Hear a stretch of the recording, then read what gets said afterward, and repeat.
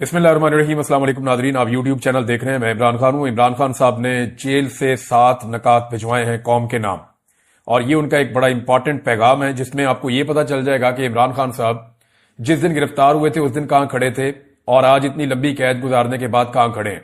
मैंने आपको पिछले वीलॉग में भी बताया था कि जितने भी लीडर गिरफ्तार होते हैं, गिरफ्तार होने के बाद उनके मौकफ में लचक आती है।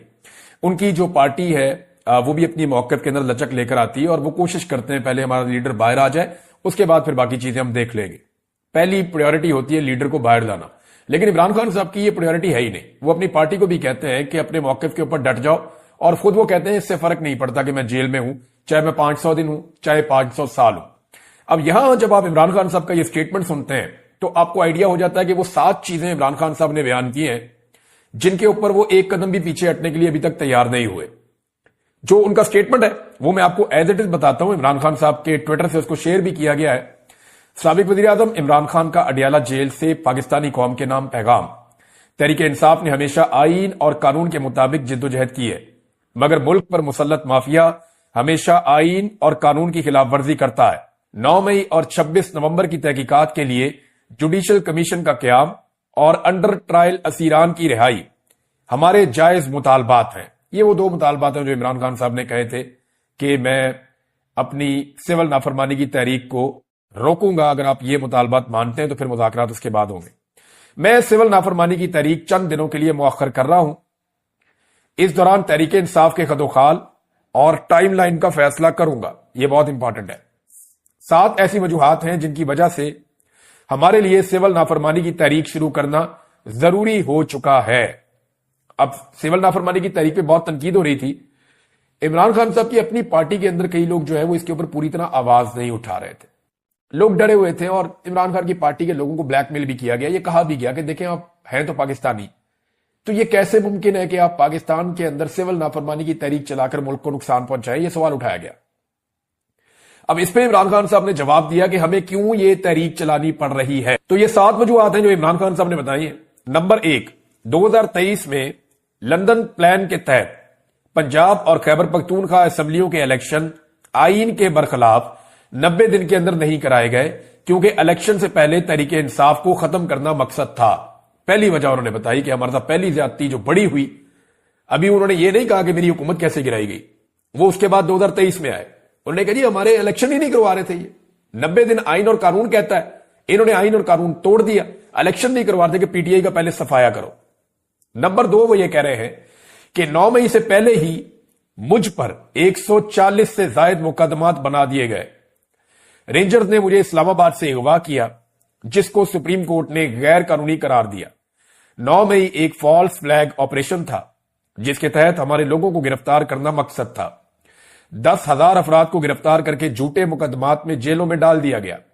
हमारे कारकुनान और पार्टी रहनुमाओं पर तशद्दुद किया गया, उनके घरों को तोड़ा गया, उनके खानदानों को हिरासा किया गया, उनको अदालतों से जमानत मिलते ही किसी नए झूठे पर्चे में गिरफ्तार कर लिया जाता।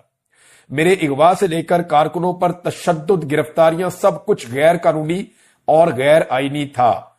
इस जुल्म के खिलाफ सुप्रीम कोर्ट में पिटीशन दायर की, लेकिन सुप्रीम कोर्ट ने इंसानी हकूक की इन बदतरीन खिलाफ वर्जियों का नोटिस तक न लिया। कादी फायद ईसा हुकूमत के साथ मिला हुआ था। 1971 के बाद कभी किसी पार्टी पर इस तरह का रियासती जबर नहीं किया गया। नंबर 3 पे इमरान खान साहब ने बताया कि तमाम गैर कानूनी और गैर जमहूरी हरबों के बाद उनको गलतफहमी थी कि 8 फरवरी को तहरीक इंसाफ इलेक्शन नहीं जीत सकती।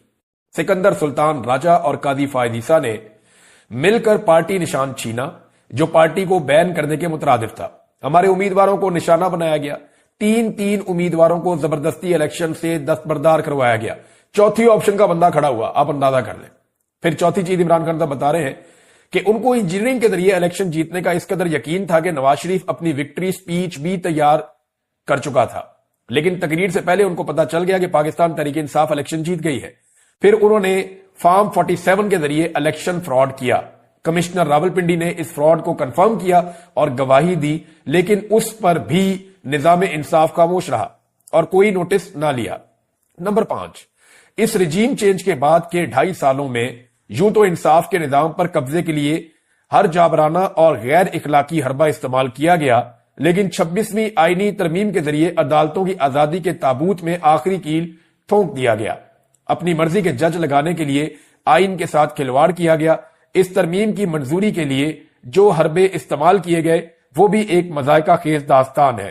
لیکن اس سارے معاملے پر بھی نہ عدلیہ نے کوئی نوٹس لیا، نہ ریاست کا چوتھا ستون سمجھے جانے والا میڈیا اس کے خلاف آواز بلند کرنے کی اخلاقی جرات کر سکا. نمبر 6، سپریم کورٹ کے فل کورٹ کے فیصلے کے باوجود تحریک انصاف کو آج تک مخصوص نشستیں نہیں دی گئی. یہ نہ صرف توہین عدالت ہے بلکہ عوامی فیصلے کی توہین اور جمہوریت پر شب خون بھی ہے. نمبر 7، 26 نومبر کو ہمارے پرامن اور نہتے سیاسی کارکنوں پر گولیاں برسائی گئیں. ہمارے کارکنان مکمل طور پر پرامن تھے، انہوں نے کسی کو نقصان نہیں پہنچایا تھا.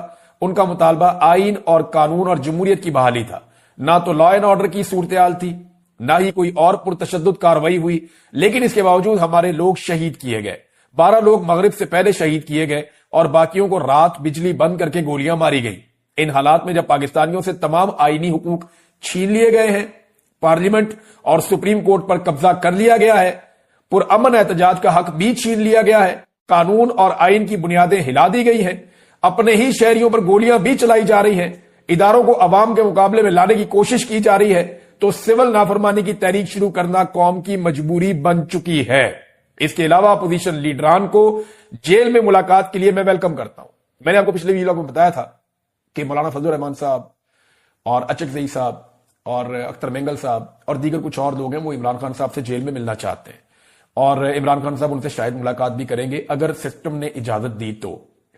لیکن انہوں نے کہا مجھے اس حکومت سے امید نہیں ہے کہ وہ اپوزیشن لیڈران کو مجھ سے ملاقات کی اجازت دیں گے، کیونکہ انہوں نے میری پارٹی کے لوگوں سے بھی 3 مہینے سے میری ملاقات نہیں کروائی. یہ جناب عمران خان صاحب کا سٹیٹمنٹ ہے اور ان کا بڑا کلیئر سٹیٹمنٹ ہے. باقی خبریں میں آپ کے سامنے رکھتا ہوں. ناظرین، واقعی صورتحال وہاں تک پہنچ گئی ہے کہ اب عمران خان صاحب کی بات ماننی پڑے گی. یعنی نجم سیٹھی صاحب ہو گئے اور کچھ اور بھی صحافی ہیں جو عمران خان صاحب کے خلاف زیادہ تر وہ رپورٹنگ کرتے رہے ہیں، اور ان کا بیانیہ عمران خان صاحب سے متصادم رہا ہے یا نظریاتی اختلاف رہا ہے، اور یہ سب کا حق ہوتا ہے. یعنی اگر کسی کو عمران خان صاحب کے نظریے سے اختلاف ہے تو وہ یہ حق استعمال کر سکتا ہے اپنا، اور اگر مجھے کسی کے نظریے سے اختلاف ہے تو میں بھی یہ حق استعمال کر سکتا ہوں اپنا. تو یہی آزادی اظہار رائے ہوتی ہے. لیکن بعض لوگ جو ہیں وہ جب سازشوں کا حصہ بنتے ہیں اور عجیب عجیب کام کرتے ہیں تو پھر ان کو لوگوں کی تنقید کا سامنا بھی کرنا پڑتا ہے. نجم سیٹھی کہتے ہیں 1 سال لگا لو یا 2 سال، آخرکار عمران خان کے ساتھ مکمکا کرنا ہی پڑے گا. بہتر ہے عمران خان کے ساتھ بات کر کے اسے اپنے اور ملک کے لیے استعمال کر لیں. بٹن دبا کر عمران خان فارغ نہیں کیا جا سکتا. بہت سارے لوگ اب یہ مان رہے ہیں کہ اب رستہ ہی کوئی نہیں ہے، یعنی عمران خان صاحب کے ساتھ بات نہیں کریں گے تو پھر کہاں جائے گے. رانا ثناء اللہ صاحب نے بھی اب سٹیٹمنٹ دے دیا ہے، اور رانا ثناء اللہ صاحب نے کہا کہ جی 2 سٹیٹمنٹ ان کے آئے. ایک تو یہ پی ٹی آئی سے مذاکرات میں اسٹیبلشمنٹ نہیں، عمران خان صاحب ہی رکاوٹ ہیں. ایک تو وہ اب نرم سٹیٹمنٹ دے رہے ہیں نسبتاً